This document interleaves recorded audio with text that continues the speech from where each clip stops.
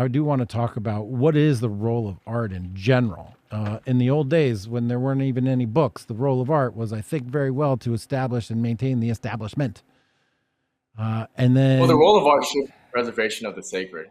You know, when uh, you look at any society, any civilization, any of the ancients, they regarded the good, the reason, truth, and beauty as their fundamental building blocks.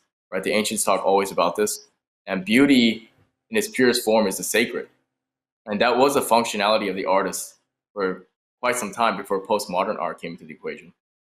Um, but it's all gone downhill because they say politics is downstream from culture, right? And political correctness has ventriculated onto the gallery scene. So political correctness, it's not just a way to make right wingers shut up. It's ultimately a propounder of relativity.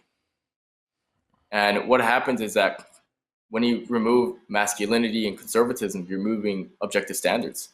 And what I see is that if you look at any artwork in galleries and you see this garbage essentially, right? I would bet that it was produced by a leftist.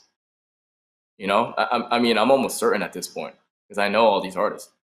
And I'll tell you that if a conservative makes art, they're it's something traditional or pedagogically oriented. And I mean, I know that for myself, that's the basis of my nucleus from where I'm painting from. And I know that for many artists who have told me the same sentiment. political correctness. What did you say? It induces relativism. It's a product of relativism. Yeah. Interesting. Interesting. Because it's not, it doesn't compare to a standard. Good point. Okay. I could take that. And you're saying that your art today is comparing to a standard of sacred, of reason, of truth, of beauty, which then Well, has that's what it should be. yeah. Yeah. Interesting. Well, yeah, it's funny because I guess what I'm ultimately saying is that, you know, people who recognize the radical left for what they are, they produce stronger art. They make better art all around. They just make better work. Because even the notion of romanticism is nested in traditionality in the first place. So, I think that, I remember when I showed my work in Art Basel, Miami, 2019. I showed my work in Scope, one of those booths. And I put these gods at war, these ancient Greek figures, and it was very heavy stuff. And the booth next to me was this feminist artist, and she literally had installation art, which I have whole different gripes about that as well. And there were a bunch of tampons hung from string shoved into a teacup. Like, this is what I'm talking about. But what did they say? They said it's bold and daring, right? And then that same year, Art Basel, they sold that banana duct taped to a wall for $150,000. Like, that's not art. There's something else going on there behind the scenes, and people are starting to recognize it. But as a person who works in the industry, I can tell you that this is due to the left. And again, I'm my conservative predilection is based on the fact that they've ruined what I love. They've ruined the arts. So it's not even so much about the difference of solutions economically. It's just the fact that they're ruining beauty. The reason why I lean towards the right is because I don't want my daughter to have blue hair and a septum piercing and to be 300 pounds. But that's okay for them. I think the loss of beauty is both a symptom and a cause of what's happening. It is part of the mission, I believe, of the progressives, the left, the relativists, whatever, to destroy objective standards, right? Because they want to break us from tradition. They don't want us looking backwards for answers. They believe that the future is just based on an interaction of today with yesterday and doesn't have anything to do with connection to ancients or to universal truths. And so part of that political process is by pushing things like fat and healthy at any weight, right? You can be 500 Mhm. pounds and be beautiful. No, false. Even though that's what they're telling us. You can see it in the art in the way that they just don't adhere to any, as you said, the pedagogical standards. It's fascinating to question which one came first, whether or not it was the desire to separate people from tradition, or the fact that the art wandered away from tradition is what is driving these politics. I don't know that you can decipher that. It seems to be all total. And then you bring in somebody's vision like Bronze Age pervert, who's constantly posting pictures of like jacked and tan and lean dudes. It's super homoerotic, but at the same time, it's like, no, we're talking about standards, objective standards of beauty, of strength, of power, of symmetry, and strength, really about strength. And I just had a conversation with a philosopher the other day who I'm having up on the show pretty soon. And he was telling me about how he works out with this bodybuilder and a power lifter, rather. And I was like, yeah, man, strength training has to be part of our politics. This is why in the Liminal Order, liminal-order.com, guys, the first thing we put in front of people are the fitness standards. It's not necessarily 100% about aesthetics, but it's part of it. The process of producing an aesthetic body brings a discipline and a structure and an order to your life that translates into the politics that I think are appropriate for America.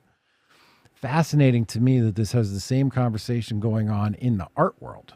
You know, Yeah, I have to agree with you that, what's one of the best ways to take your artistry, and I'm speaking like, I can speak as a fine artist, but the way you take your art to the next level, exercise.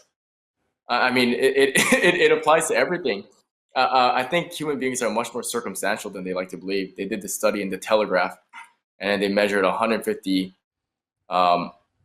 grip strength and upper body strength of men who voted for lower government programs, and then they measured 150 men who voted for higher government programs. And the men who wanted less support from the state, they all had stronger upper body strength and were more athletically sound. And I'm like, that's not a coincidence. There's a pattern there. and I think that applies to trying to put knowledge height. You need a certain. And I'll tell you what, like, I have hundreds of sketches and canvases that I have failed at, but that's just a part of the trade, right? You need to be able to step it up from there. Interesting. And what you think about beauty? Beauty by definition is identifiable boundaries refined to like the nth degree. Anyways, look at a beautiful car, look at a beautiful Greek statue, look at a bodybuilder. Like, I'm not saying it's you're turned on to it, but you have to acknowledge the aesthetics, right? That's why you're attracted to it, Do you think that our sense of beauty and appreciation of beauty and aesthetics is genetic? It's like built into us. Like, or does it come from the outside? People tell us what is aesthetic, what is beautiful. Is it something you're born with? If a baby could express himself, would a baby understand beauty and aesthetics the way that we're discussing? Well, I mean, if you see a 9 or a 10, it speaks for itself, right? It is. I mean, it's as easy as that. Yeah, I think, yeah. And it's funny because you were saying you're curious what came first. Was it the arts or the political change? And I mean, I can speak as an artist. Maybe this is my bias, but I think it's the arts, because I always look at the conversation, and I try to look at things from like this bird's eye view. And what I often notice is that information is disseminated in two different channels, and one is with the intellect, and the other is emotionally. And if you look at the right side of the aisle, we put all this evidence up, we stack it up, red pill data, and we often throw it in this echo chamber, right? And I agree, we need the data, we need the spreadsheeting and the pie charts for a perspective. But like you said, the left has ownership of big tech, the gallery, academia, Hollywood, and entertainment. So they're just using all those spheres of influence, getting all the young people, getting everyone who is not the most interested in politics, and having them chant Black Lives Matter or whatever it is, whatever the Marxist change, different packaging is. And I think that the reason why I get blacklisted is the same reason why everyone who feels the same sentiment is afraid to speak up. Because when we start going into the creative side, they feel like they own that and they don't want you there. And this is what I've come to see.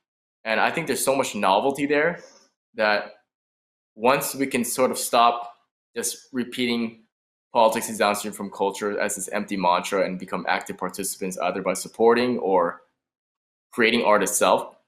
I get so much excitement, Jack, getting people to like getting alpha males like some sort of creative medium. Once they start participating a little bit, it's a beautiful thing. I know the answer, but let's just humor me on this question. Sure. It is possible to be a masculine, quote, alpha leader, male, strong leader, and be a painter and be an artist. I know the answer, but let's just talk about why. Why is that even seemingly a reasonable question to ask, right? So, can you be? Case in point, obviously. Look at you. I don't know that. Yeah. I mean, I think masculinity is what produces the greatest works of art. And I think the problem today, the reason why people even have that stereotype of this beta male cuck who's in his home by himself, who can't talk to girls and is twirling his hand the whole day, is because the standards have fell so low, and they're trying to please the ideology of the state and the gatekeepers, the curators, and the art directors, rather than making challenging work. An alpha male quality is the capacity to endure suffering, interpret it, share it, leadership, and risk taking. When you can consolidate all those elements, you can make the height of your projects go to another level.